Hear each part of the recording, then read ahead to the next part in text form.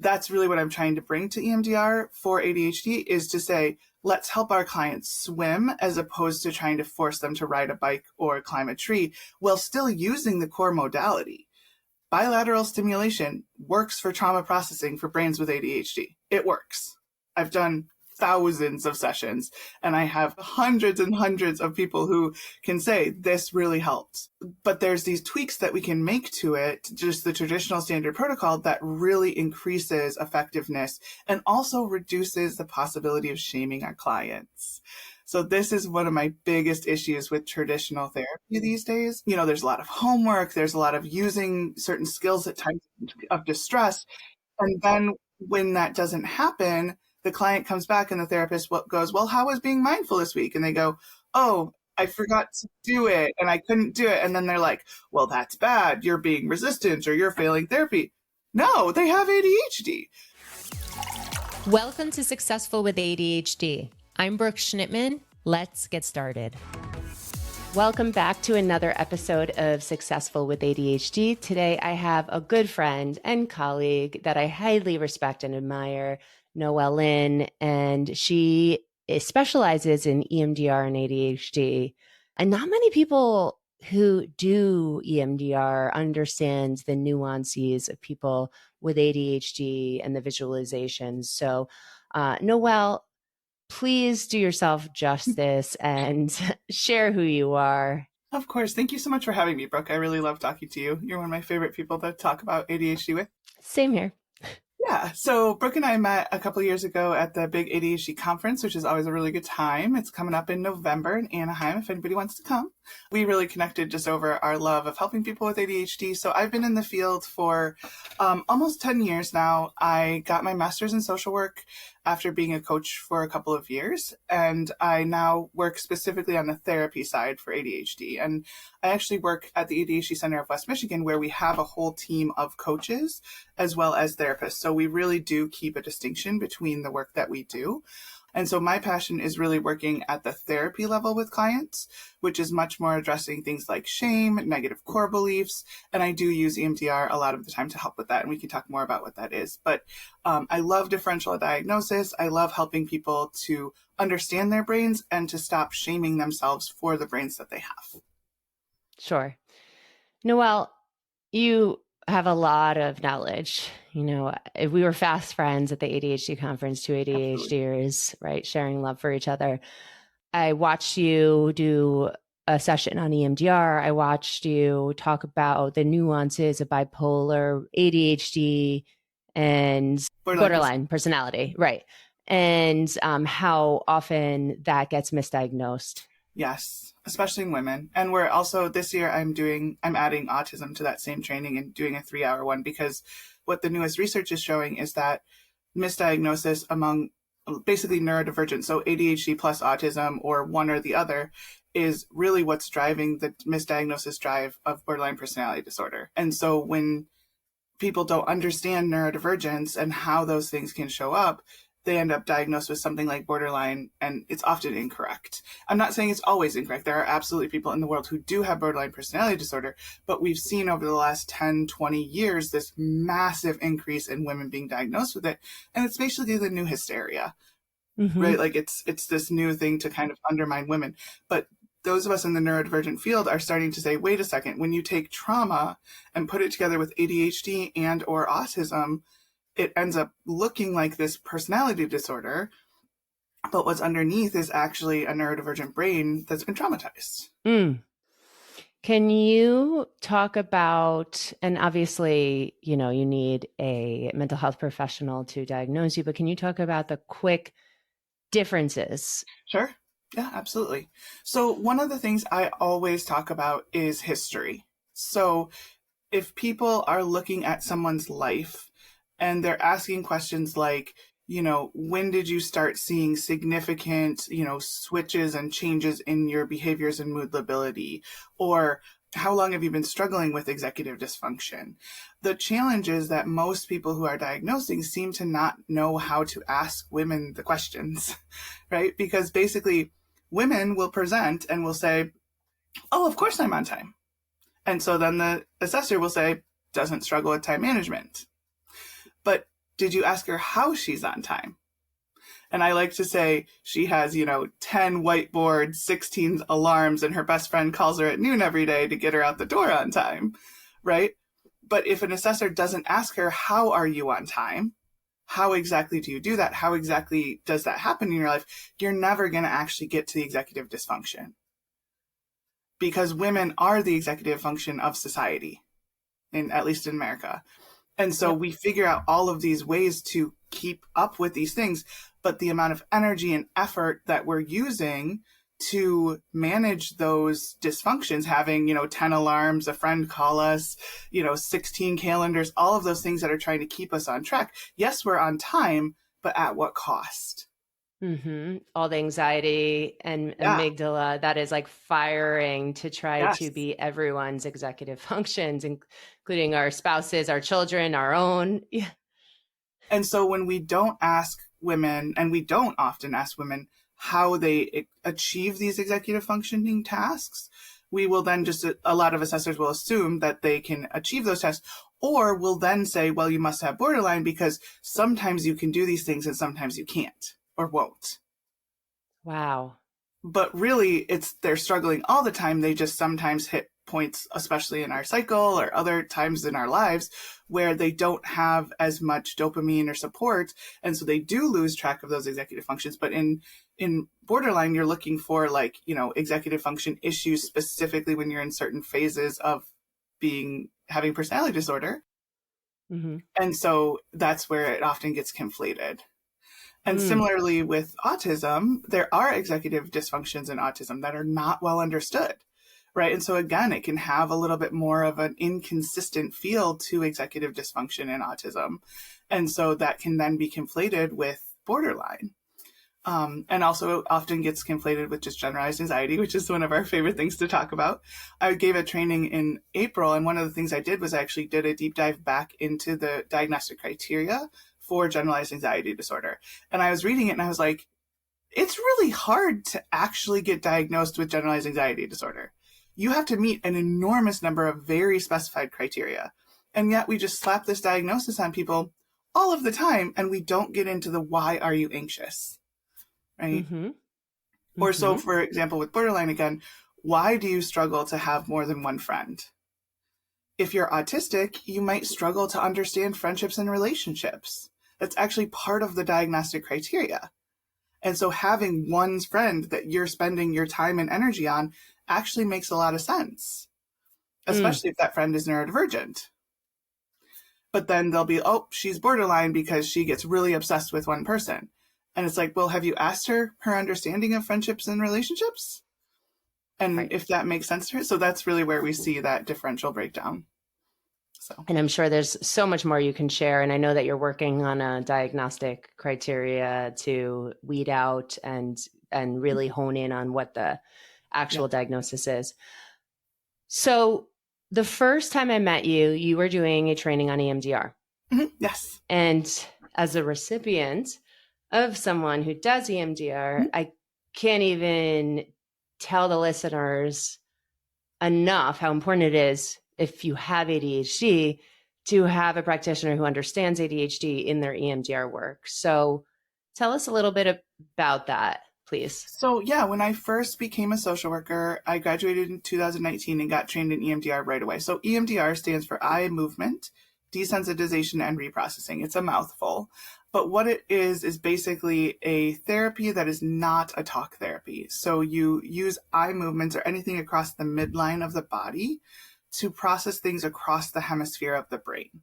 So instead of just sitting and talking, we're actually allowing your brain to do much deeper work in the session by actually having your eyes or doing tapping or some kind of bilateral movement as we're processing a certain topic or concept or experience.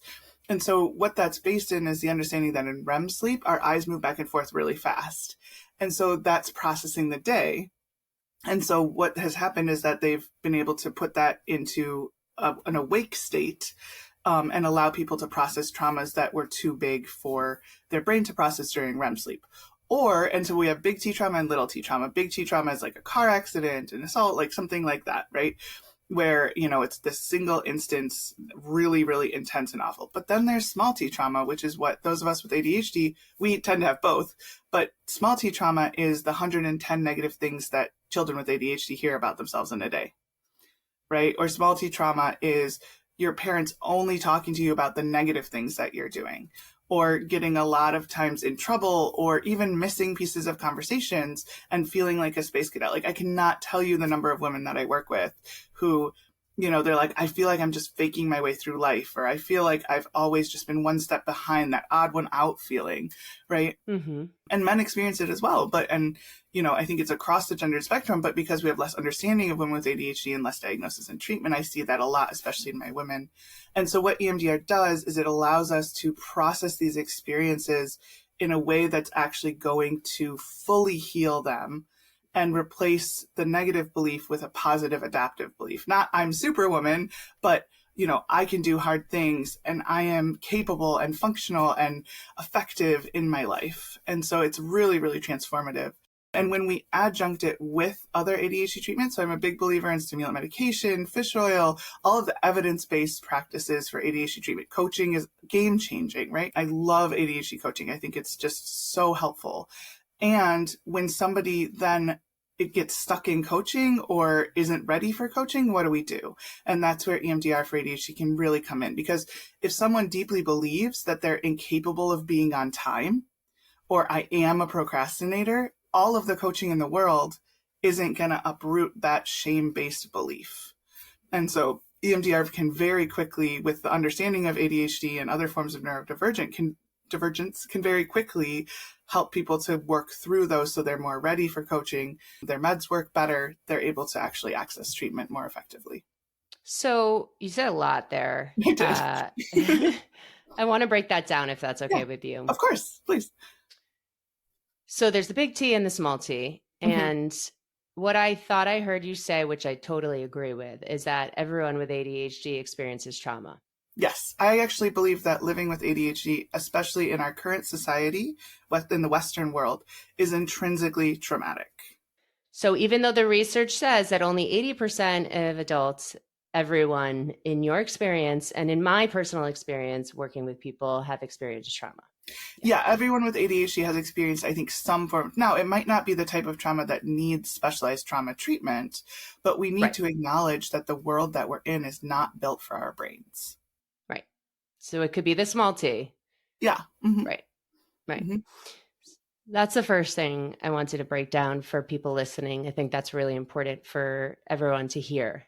Another thing is, I understand the importance of EMDR, and it really does work in reprogramming your brain differently. I want to also just challenge something that you said about coaching versus EMDR. Yeah, absolutely. Please. So in working with thousands of people who, of course, come to coaching because they have shame, they have procrastination, mm-hmm.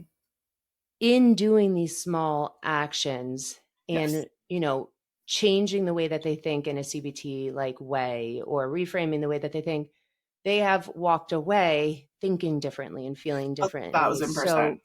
Yes. So on what level would you say that it's not enough and then they need EMDR? Yeah. So most people with ADHD will benefit from exactly what you do with your clients.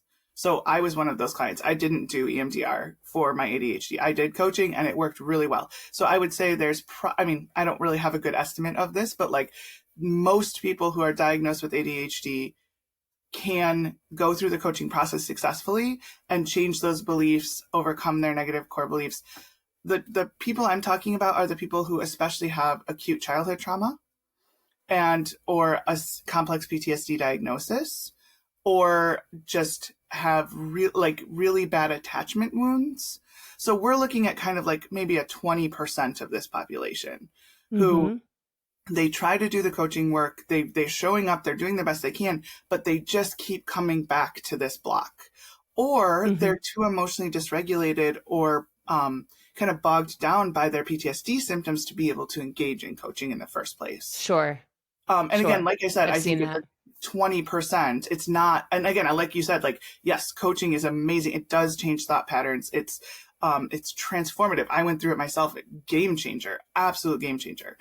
But I do think that there are a subset of people for whom their trauma load is significant enough that I basically use the analogy of like, when you get diagnosed and treated for ADHD, imagine the giant doors of your prefrontal cortex, and the meds help to unlock them, and coaching and such helps to throw them open, and we move into the prefrontal cortex. What happens though if there's a whole bunch of boxes in front of that door? Yeah. And like I said, I don't think for most people there are, but for the people who there are a lot of boxes in front of that door, they can't even get to that door to open it because there's so much in front of it.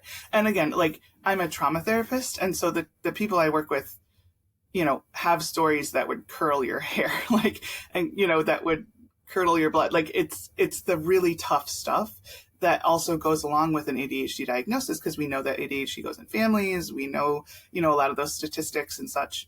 And so a lot of times we're looking at things that are outside of just the ADHD. Now, I do have some clients who come to me specifically for EMDR for ADHD. And a lot of times they're people who just are like, I just want to see what this does for me, right? Like, they're going to do coaching at some point, but they're like, I just feel like I have some blocks. A lot of times they're very high IQ. They need something a little different than coaching in that first phase of treatment. And Totally they understand. just happen to have that option. But yes, I would agree with you. Coaching is the way to go for the vast majority of people. No, yeah. And there's no one size fits all Not at solution, all. right? And that drives me crazy when people say there is. Yeah, you have to do this. You have to do this. I mean, you talk about the triage effect of medication, coaching, behavioral strategies, EMDR. So it's interesting because you and I have spoken about this. Just a little quick piece about me. Before I knew I had ADHD, I was doing talk therapy, and I was getting more anxious every time I went to talk therapy. I was diagnosed with generalized anxiety disorder, and I felt like I was just reopening these wounds without any execution or reprogramming. And it was just talking about that anxiety more and more. And then I got on anti-anxiety medication, and that would like mask the anxiety a little bit.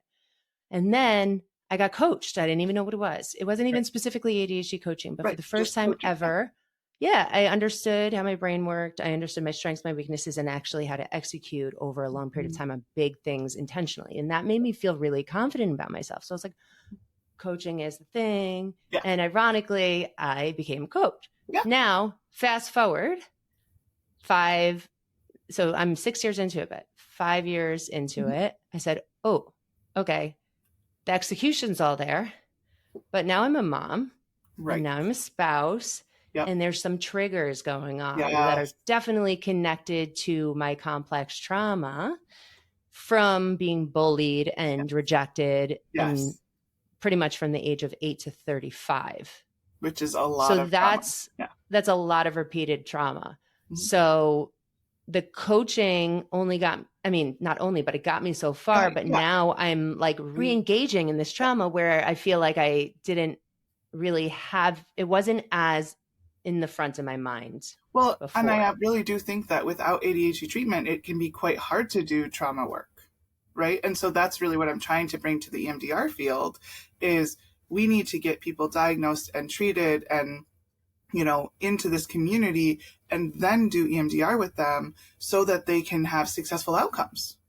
Yes. I don't think I would have been able to hold the space and believe in it before if I didn't understand my ADHD brain. I think that's very true. I think that's a really, really great point. Now, tell me a little bit, and for our listeners, how understanding ADHD, because you and I have spoken about like visualizing parts and things like that, what it means to understand ADHD when you're doing EMDR. Yeah, that's a great question. So I think that what's important to clarify is if you have ADHD and you're doing EMDR, that's totally okay. What I'm pioneering is very new in the field. And the EMDR community is only just now starting their conversation around neurodivergence. And so I'm really hoping to kind of throw open the door. So if you have had successful EMDR without a neurodivergent or ADHD informed therapist and it's been helpful, that's wonderful. Like that can happen. And I'm not saying that it can't. But what I think can really help is, things like fidgeting in session. Or a really good example of this is actually when I was originally taught EMDR, I was taught 2 feet flat on the floor. Okay. Like that the client needs to have 2 feet fully flat on the floor. But about a year ago, when I started to see clients back in person, I started noticing that my clients did not have 2 feet flat on the floor. And I would coach them. I'd be like, oh, can you please put 2 feet flat on the floor? But then I started to ask myself, why am I doing that? Like, obviously my trainer, I loved my trainer. She was great. But I was like, let me see if it works the same if there's not 2 feet flat on the floor. Works exactly the same.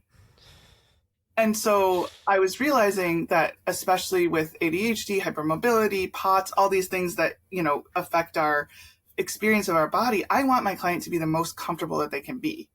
So if being curled up like a pretzel in the chair in my office is the most comfortable for their nervous system during EMDR, I don't want to change that. So that's one very, very small example. Or fidgeting, right? So like my clients and I all fidget during session. It does not affect your impact processing. It does not affect or impact really anything. Sometimes I have my clients and I get up and do dancing and other forms of bilateral. And I've done this for long enough and tried enough different things to know that the quality of the processing is not affected. And so there's just these beliefs that sometimes can happen in EMDR therapy where we have to have 2 feet on the floor, we have to sit still, we have to really focus, or if the person gets distracted, that's so bad. It's not. My clients get distracted regularly and we go, oh, you have ADHD. Cool. Let's come back to target. It reminds me when I was a special education teacher and the general education teacher said, you have to do all those things, but that's why? Really good example. That's a really fantastic analogy. And again, not just to say that people with ADHD are, disabled in that sense that they can't do EMDR, but that they simply are. I love the bike, the fish riding a bike analogy, right? Why would we judge, or climbing a tree? Why would we judge a fish by how well it could ride a bike or climb a tree? Why can't we judge it by how well it swims? Right. Yes. And I think that that's really what I'm trying to bring to EMDR for ADHD is to say, let's help our clients swim as opposed to trying to force them to ride a bike or climb a tree while still using the core modality. Bilateral stimulation works for trauma processing for brains with ADHD. It works. I've done thousands of sessions and I'm a candidate. I have hundreds and hundreds of people who can say this really helped, right? But there's these tweaks that we can make to it, just the traditional standard protocol that really increases effectiveness and also reduces the possibility of shaming our clients. So this is one of my biggest issues with traditional therapy these days is that I think, especially with a CBT or DBT lens, those are other frameworks, there's a lot of homework, there's a lot of using certain skills at times of distress. That's exactly what I was just thinking. When that doesn't happen, the client comes back and the therapist goes, well, how was being mindful this week? And they go, oh, what I is forgot mindful? to do it and I couldn't do it. And then they're like, well, that's bad. You're being resistant or you're failing therapy. No, they have ADHD. So I don't give my clients homework. We work our butts off in session. I mean, I tell them it's like doing a HIIT exercise routine in session, and they are often very tired, but I don't make them do homework outside of session. And I don't care if I say, oh, why don't you just try to think about this week? If they come back and they never had a thought about it, I don't care. I tell them, I'm not your mom. I'm not your teacher. I'm here to help you heal.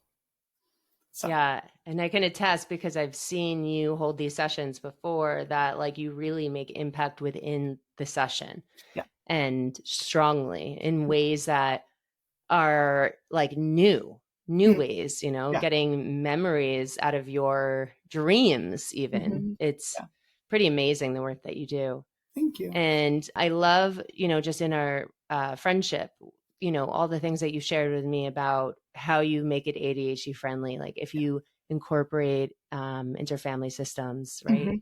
And you talk about the internal family systems, thank you. And you look at the parts of your body and you dress them up, and it gives the ADHD brain more of a visual. I actually have a whole section in my book that I'm eventually going to publish of redeeming the ADHD imagination, because that's one tool that I think is so powerful for EMDR is a really robust imagination.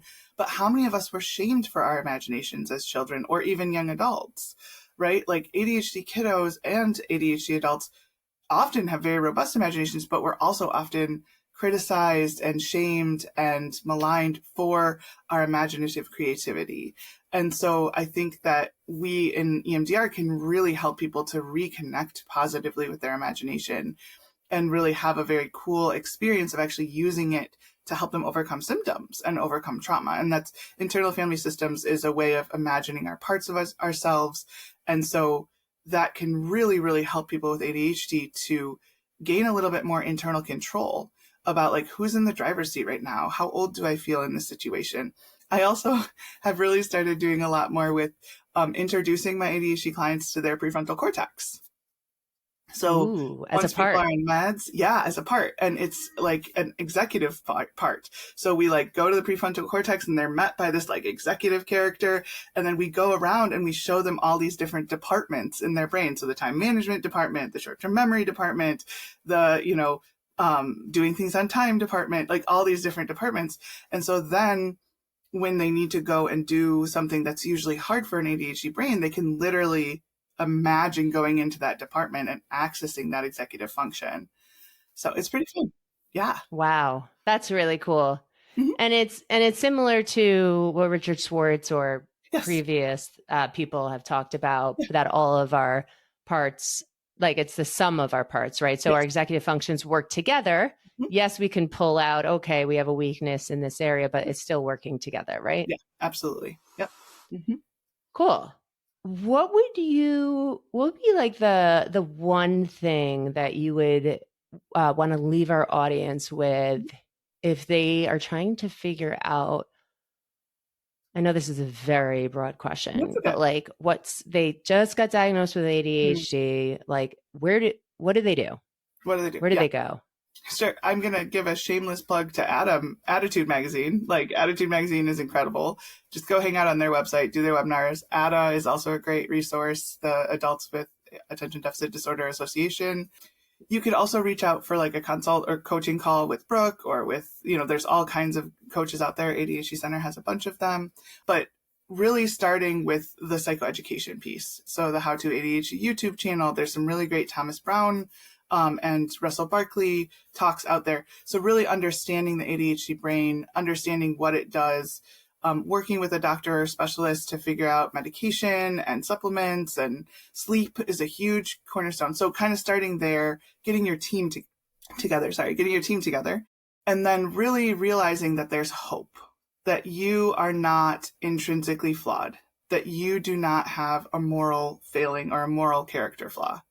And this is what I do with my clients all day, every day, is I go from people believing that they are, morally objectionable because they're running late or they're morally failing, to saying it's not a moral failure. It's an executive function problem that's based in a brain-based disorder. Yeah. So starting to give yourself that grace, and especially women, to realize how much they're using shame to motivate, and then to get help, whether it be a therapist or a coach or a group, whatever it may be, whatever you can do to start to move from shame to hope, and move from using shame to motivate to using your prefrontal cortex and executive function, and just realizing like you're not alone. I have ADHD. I was diagnosed 12 years ago. I feel like ADHD only really bothers me about 10% of the time. And I know exactly what to do when that happens. And so I'm not saying that, everyone can always experience that, but there is a lot of hope and there's a lot of resources. There's an old story that I love in kind of like the Chad ADA ACO circles, which is that there was a lawyer who finally got diagnosed with ADHD, but he didn't have any money because he couldn't get his billing together. And he went online and did all of the free stuff that was out there and completely turned his business around just with the free resources. And he was able to like use those things to get himself help. So I'm not saying not to invest in coaching and stuff, but like if you don't have enough money right now, realize that there is a lot out there that can at least start that journey for you. And also a lot of us run groups, a lot of us, have low fee options. Like it's really important to realize that there's hope no matter where you're at. Oh, Noelle, I love that. Thank you so much. And for those of you who are wondering if you should be working with Noelle, I'm telling you, she made a huge difference in just like one meeting with her as a friend. There's just so many people claiming out there that they're ADHD experts. Noelle's not claiming she's an ADHD expert, but she is. She understands the neuroscience. She understands the brain. She understands ADHD. She understands how to help people. She's gold. So, Noelle, thank you so much for being on Successful with ADHD. My pleasure. Thanks for having me. It's been great fun. Thanks for listening to this episode of Successful with ADHD. I hope it helped you on your journey. And if you need any additional support for you or a loved one with ADHD, feel free to reach out to us at coachingwithbrooke.com and all social media platforms at Coaching with Brooke. And remember, it's Brooke with an E. Thanks again for listening. See you next time.